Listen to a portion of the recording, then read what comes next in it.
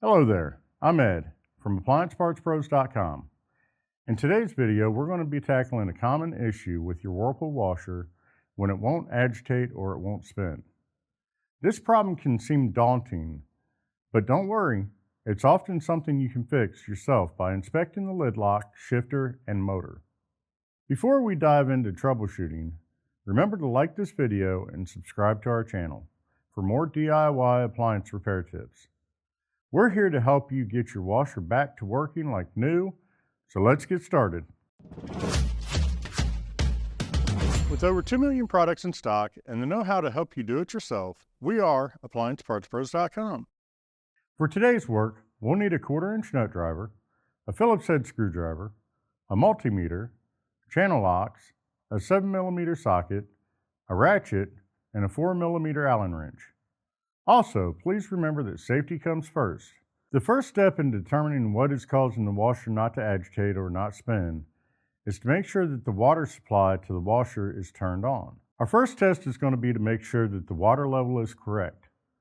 Set the washer to a small cycle to test the functionality of the pressure transducer on the board. The valve should automatically shut off after sensing the correct water level in the tub. Errors that you can get from a water level issue would be LF or F8E1 for long fill, F8E3 for overflow or flood condition, or F8E6 for water hazard issues. If the water level is not correct, drain the tub until all the water has been removed. Unplug the washer or disconnect the power. Remove the console to access the main control. Let's get our 1/4-inch nut driver and we'll remove the screws that secure the rear panel over the console. Once removed, using the putty knife, slide it in the front corners of the console to release the spring clips that hold the console in place and lift up on the console to remove it. This will give access to the main board and the water valve. Check the hose connection between the control board and the pressure dome attached to the tub. Check to ensure that the hose is routed correctly in the lower cabinet and not pinched or crimped inside the console or by the back panel. Verify that there is no water, suds, or debris in the hose or in the dome. Disconnect the hose from the main control and blow into the hose to clear water, suds, or debris. Check the hose for leaks. Replace the hose if needed. If the preceding steps did not correct the problem, replace the main control and plug the washer back in and perform the service diagnostics. Run the fill cycle to test and verify the repair. If the steps corrected the water level issue, then we will move on to checking the lid lock. If the water supply is good, then you will want to move on to the lid lock to make sure that it is good. And just so you know, normally when you have a faulty lid lock, you'll also see one of these error codes. F5E1, lid switch faulty, lid open. F5E2, lid lock will not lock or lid lock failure. F5E3, lid lock will not unlock. And F5E4, lid not open between cycles. If you're seeing any of these error codes, then you'll want to make sure that there's nothing interfering with the lid closing and that nothing is preventing the lock from closing properly. If there are no interference with the lid lock, then you'll want to test to see if the J6 connector is inserted all the way into the main control board. If it's not in all the way, then you'll need to reset it and see if the unit will lock. If the J6 connector is fully seated, then we'll need to make sure that the lid is unlocked. With the connector plugged into the main control board and the power on, we're going to use our multimeter set to DC voltage so that we can check the voltage between the J6 pin 7 and the J18 pin 3. If the voltage is greater than 1 volt DC, then you'll need to replace the main control board. If you get 0 volts DC, then set the multimeter to volts AC to monitor the voltage between the J6 pin 2 and the J12 pin 3. See if the voltage is greater than 0 and less than 1 volt AC. If it isn't, then reposition the meter leads to make sure that you have good contact. Then put the washer into a service diagnostic mode and perform the lid lock test. To activate the service diagnostic mode, select any 3 buttons except for the power. Then within 8 seconds, press and release the first selected button, press and release the second selected button, and press and release the third selected button. Repeat this process 2 more times. With the washer entering the service diagnostic mode, then all the indicators on the console will be illuminated for 5 seconds, with 888 showing in the 3-digit display, and a tone will sound.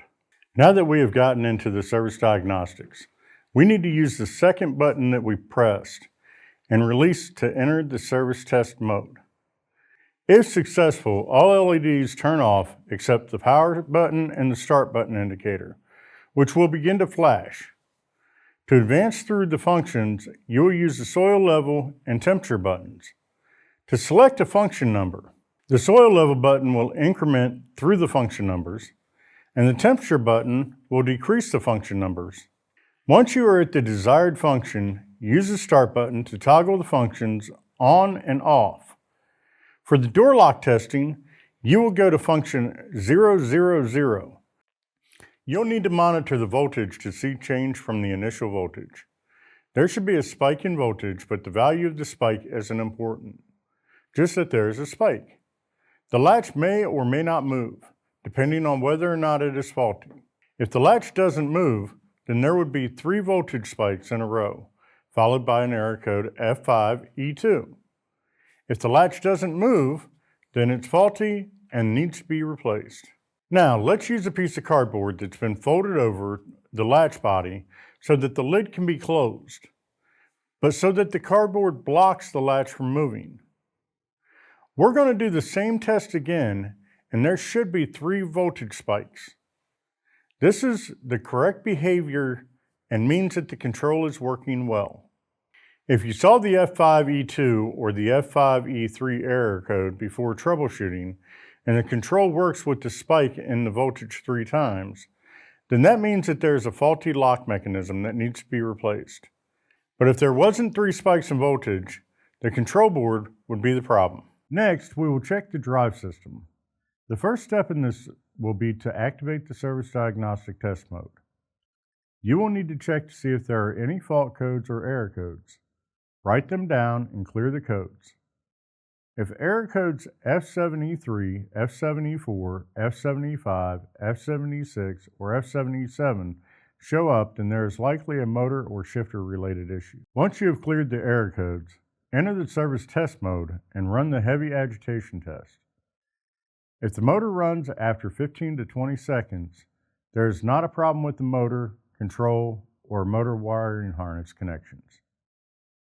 While in the service test mode, try to get the washer to spin.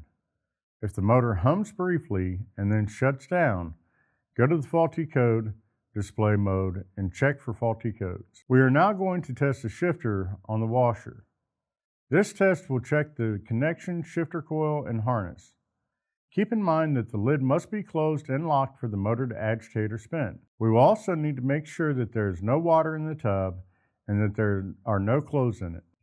We will now check the shifter and electrical connections by performing both the agitation and spin test under the service diagnostic mode test 10, 11, 12, 13, and 14. If these steps were unsuccessful, you will then need to unplug the washer or disconnect the power. The motor and shifter should be able to be turned independently of each other. If they are locked together, then there is a shifter slider problem. If this is the case, you'll need to check the slider. In order to check the slider, you will tilt the washer back to remove the stator using the 4mm Allen wrench. Once removed, you will unplug the clutch and stator connectors. Use a 7mm socket to remove the 2 clutch coil mounting screws. Allow the clutch and coil to hang until the stator is removed. Use the 7mm socket to remove the screws holding the stator mounting screws. Remove and set aside both the stator and the clutch coil assembly. Now, confirm that the slider on the motor shaft moves freely. If the slider binds or does not move freely, or there's indications of rubbing on the inside diameter of the shifter coil or outside of the slider, then replace the drive. If the slider checks OK, then also check to make sure that the basket and impeller turn freely. If the basket and/or impeller do not run freely, you'll want to determine what is causing the basket and impeller from turning. If the slider is good and the impeller and basket are not the problem, then you will want to go to the main control board, then do a visual check at the J4 connector to make sure that it is inserted all the way into the main board. If the connector is not inserted properly, then reconnect the J4 and repeat check. You will then want to plug the washer back in or turn the breaker back on. With the voltmeter set to AC, connect the black probe to J4 pin 1 and the red probe to J4 pin 7. Activate the shifter motor by commanding on the pin or agitate off in the service test mode. Remember that the lid must be closed with the lock enabled to run the spin and agitate test. You will be testing for 120 volts AC. Start by doing a visual inspection of the electrical connections to the shifter. If the connections are loose, then reconnect the electrical connections, then retest. If the visual inspection checks OK, then using your multimeter, check the harness for continuity between the shifter and the main control. Check from the J4 pin 1 white wire on the main board to the pin 3 white wire for continuity. You will then test from the J4 pin 7 orange wire to the shifter connector pin 1 orange wire for continuity. If there is continuity, check the motor and stator slider. If there is no continuity, replace the lower washer harness and do all rechecks. Now that we have checked the shifter and determined that it is good, we will now focus on the motor. Plug the washer back in and let's put the unit into service diagnostic and check the motor and electrical connections by performing the low, mid, and high speed spin.